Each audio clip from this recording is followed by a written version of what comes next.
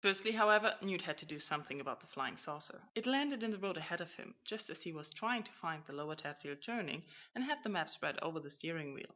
He had to brake hard. It looked like every cartoon of a flying saucer Newt had ever seen. As he stared over the top of his map, a door in the saucer slid aside, with a satisfying whoosh, revealing a gleaming walkway which extended automatically down to the road.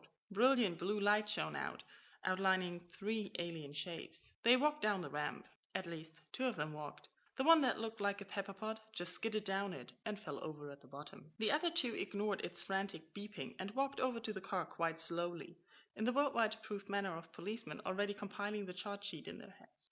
The tallest one, a yellow toad dressed in kitchen foil, rapped on Newt's window.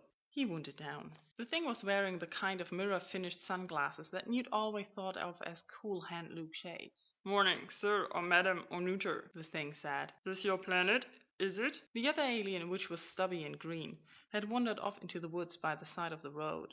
Out of the corner of his eye, Newt saw it kick a tree and then run a leaf through some complicated gadget on its belt. It didn't look very pleased. "Well, yes, I suppose so," he said. The toad stared thoughtfully at the skyline. "Had it long, have we, sir?" it said. Not personally. I mean, as a species, about 500,000 years, I think." The alien exchanged glances with its colleague. "Been letting the old acid rain build up, haven't we, sir?" it said. "Been letting ourselves go a bit with the old hydrocarbons, perhaps?" "I'm sorry?" "Could you tell me your planet's albedo, sir?" said the toad, still staring levelly at the horizon as though it was doing something interesting.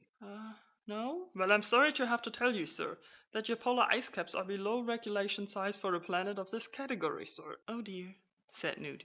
He was wondering who he could tell about this, and realizing that there was absolutely no one who would believe him. The toad bent closer. It seemed to be worried about something, insofar as Newt was any judge of the expressions of an alien race he'd never encountered before. "We'll overlook it on this occasion, sir," Newt gabbled. "Oh, I'll see to it. Well, when I say I mean, I think Antarctica or something belongs to every country, or something, and—" "The fact is, sir, that we have been asked to give you a message. "Oh." Message runs: we give you a message of universal peace and cosmic harmony and such like.